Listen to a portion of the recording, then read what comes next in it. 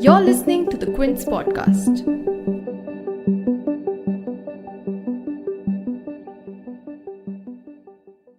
India need 324 runs to win the Border-Gavaskar Trophy, and they have all their wickets and an entire day to accomplish what will truly be a historic and memorable achievement. But even as I dream big, let me return to day 4 of the Brisbane Test that saw the last hour of play called off due to rain. India were 4 for none at Stumps after Australia were bowled out for 294, with Siraj completing a fifer and Shardul Thakur taking 4 wickets. So much to talk about today with my guest Ayaz Memon. Ayaz, for every day and every session that this team has stepped up and surprised us with the fight back that they have shown, we will be very unfair if we expect anything less than a victory tomorrow, right? Yes, Mendra, I think it would be being unfair to think that only if India wins have they played well, because this has been much, right, we've seen through the series after the first match debacle at Adelaide. The fight back put up by India in every situation, every time you felt that they were cornered and they would be in a crisis, somebody has stood up and kind of turned things around. And I think that, the fact that this match has gone into the 5th day, there was so much brouhaha about what might happen at Brisbane, including in the chat between Tim Payne and Ashwin in the previous test match, come to Brisbane and we'll show you, etc., etc. For the match to be so tantalizingly poised, I think, irrespective of the result, and I've said this earlier, the moral victory is India's for the manner in which they fought back heroically, losing so many players, key players, and then going on to put up such a sterling fight. I think, for my money, this has been India's series, irrespective of what happens on the last day of this test match. But of course, a win would be extra special. I'm Mendra Dorji. And I'm Ayaz Memon. And you're listening to the Aussie Challenge Podcast on the Quint, powered by Farm Easy and MediBuddy. Before I go to Ayaz with some more of my questions, I'm going to take you through the scores for the day. Australia were 21 for none at the start of the day, and the openers added another 68 runs before India made their first breakthrough. Shardul Thakur sending back Marcus Harris. The very next over, though, David Warner got out on 48. Marnus Labuschagne and Matthew Wade too lost their wickets in the first session as Australia went to lunch at 149 for 4. Steve Smith and Cameron Green then stitched together a 73-run partnership, but Thakur struck and sent back Green. Smith was the only half-centurion in the Aussie lineup, but he got out on 55 to Siraj. Pat Cummins then collaborated with Lyon to add 27 runs and Hazelwood to add another 20 as Australia were bowled out on 294. Siraj claimed his career's first fifer in his 3rd test match. Shardul picked 4 wickets. Rohit and Shubman batted 11 deliveries before rain stopped play. India now need 324 runs to win the test. And here's where I bring in Ayaz. Ayaz, we must start by talking about Siraj's fifer, completed with a catch by Shardul Thakur, who's also on 4 wickets and could have been the one with the fifer, but I'll talk about him in a bit. Let's talk about Siraj. Suffered a major setback at the start of the tour, chose to still stay on with the team in Australia, made his debut during this series. Found himself being the senior most pacer in the ranks for this test, picked 1 wicket in the first innings. Didn't really let that, setback sort of affect him so much. Came back much stronger in the second innings and picked up that big fifer and with some big wickets. Marnus Labuschagne, Steve Smith, Matthew Wade. There have been so many performers for India who are not original choices, or at least in the playing 11, if I might list them. And of course, Siraj heads that list. Mohammad Siraj didn't play in the first test match when Shami was there and Umesh Yadav was supporting Bumrah. And then, of course, there's T. Natarajan, there's Washington Sundar, Shubman Gill. So many of them who are not original choices. Navdeep Saini, to be playing automatically for India. They were the senior pros. And then to go out there and perform the way that they have done, all these guys, is a story in itself. I think it's a saga and something that will be written about for many, many years. But to come back to Siraj, I think he's had he's had a terrific series. He's got 13 wickets already in this series. He can't get more now that Australia won't bat again. But 13 wickets in 3 test matches is fantastic, including his first 5-wicket haul. And the hardship, look at the trajectory. He lands in Australia, he hears about his father's death, and then, stays back, which I think was a sensible thing to do. And then waiting for an opportunity, gets the opportunity, picks up 5 wickets in his first match. What I like about him is he's an eager beaver. He's wanting to be always involved in the game. He loves to bowl. He loves to field, which is a very good sign. And he works up, good spells when the chips seem to be down. He's got that, what they call a golden arm. He's got that wicket-taking ability. Whenever he comes on to bowl, he picks up a wicket or two. But I thought today he bowled extremely well in the first few spells, including in the latter half also of the day. But, getting the ball to jag away from the batsman or into the batsman, the extra bounce that he was getting by bending his back, all these are signs of a bowler who's ambitious and who's skillful. And look at the wickets that he picked up today. It's Marnus Labuschagne, Steve Smith and Matthew Wade. I mean, you can't do better than that. Ayaz, also we've talked so much about the fighting spirit of this team, and the bowlers came into this match with, the collective test match experience of 4 matches. Saini got injured and bowled about, I think, 5 overs today. And it's just down to Siraj, Sundar, Shardul and, Natarajan. Again, some of the best batters in the world, and they still managed to, allow them to score only 294 runs. Shardul, in fact, taking the catch to complete Siraj's fifer. And, just the joy that, the visuals on the screen showed you just how happy they were all for each other. I mean, there's already been so many wins for this team, and despite whatever the result is tomorrow.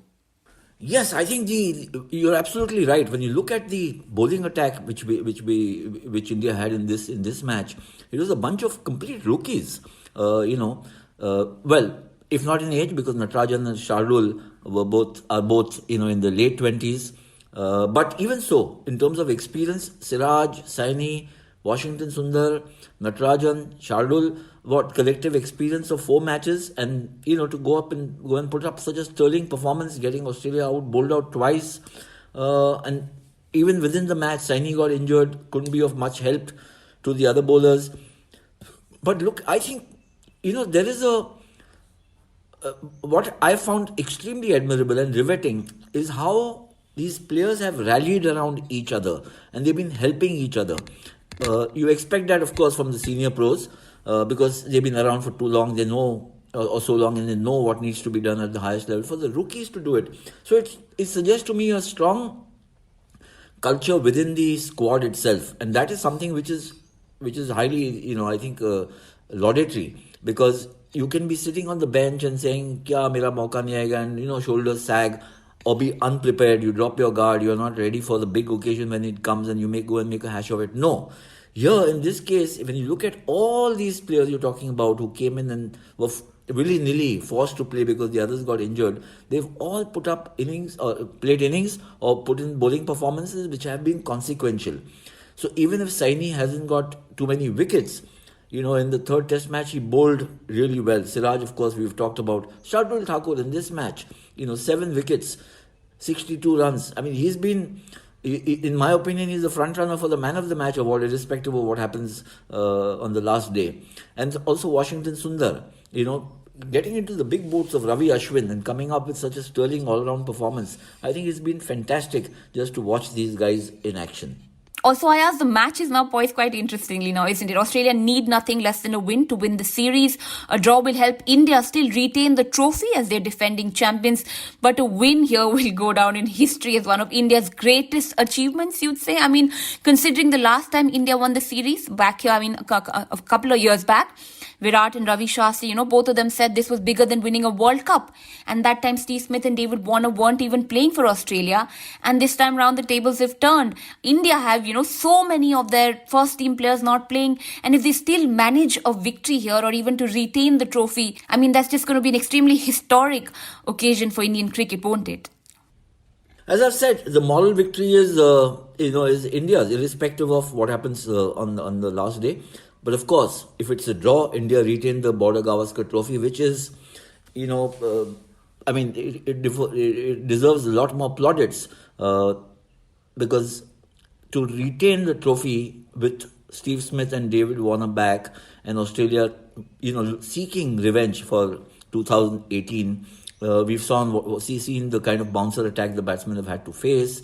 Some sledging, etc. So one can sense how desperate the Aussies are to win. So if you draw the series, with this kind of a, battered and bruised squad, I think it's heroic. And imagine then if you go on to win. I mean, this would be already this series, irrespective of the result, is going down as one of the greatest that India has played in.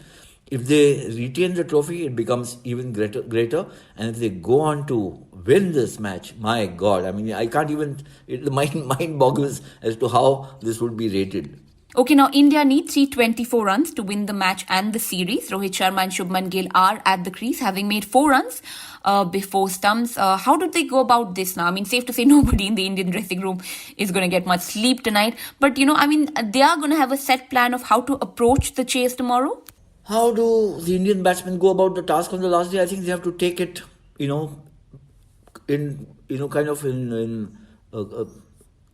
20-30 minute spells. I think that's how the approach would be fashioned, because you can't get ahead of the game. 324 to get is still a tough call. On the last day, you got probably about 100 overs if you add to make up time, 90 plus the 10 overs extra that you might get. So you still have to score at a brisk pace. That means taking some risks, and that could set you back if you lose a couple of wickets very quickly. So I think you have to safeguard the wickets, but also make sure that the run rate doesn't flag so much that you are out of contention. The only team which can then win is Australia. To keep the balance right, I think you have to keep the runs also coming in. You can't get ultra defensive, unless of course it comes to a situation where you lost too many wickets and you just have to fight your way out, like we did in the third test match through Ravi Ashwin and Hanuma Vihari. But I think the test match is quite tantalizingly poised, because the wicket hasn't shown any signs of crumbling. Yes, the odd ball has darted off or jumped off the pitch and has caused some trouble. And Australia's fast bowlers would know this pitch better than the Indians did, so they may be able to exploit it better.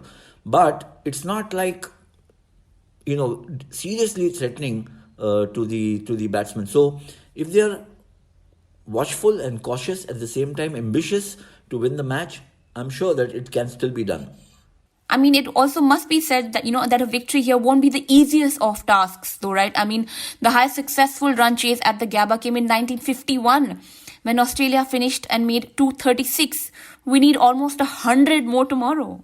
No, certainly the chase won't be easy. I mean, 324 to get ordinarily is a tall order, but also to there'll be nerves on both sides in both dressing rooms. I think for me the key is how long and how well Rohit Sharma bats, because he's the kind of guy who can keep the scoreboard going and also look extremely solid, and he can be very threatening to the Australians. They all know how good he is, what a classy player. And of course, if the Gill-Rohit partnership survives, say maybe an entire session, then you're looking at runs coming at a fairly good clip, and then it pushes the pressure onto the Australians. But if you lose a couple of wickets, then there might be a case to downing the shutters for a while and then trying to rebuild, and that could take away the momentum of the innings and put Australia in a more dominant position. But this is all speculation. I think what we should all look forward to is another fascinating day's play and a match ending in a thrilling climax. Yes, and we'll see what happens tomorrow. Thank you so much, Ayaz, for joining us. We will be back with Ayaz on a Tuesday afternoon with the final episode of the Aussie Challenge Podcast. Thank you, Mendra. Thank you so much. And thank you all for listening to the Aussie Challenge Podcast with Ayaz Memon on the Quint, powered by Farm Easy, India's largest online pharmacy, and MediBuddy.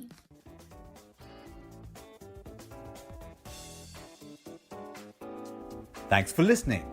Log on to the Quint's website and check out our other podcasts.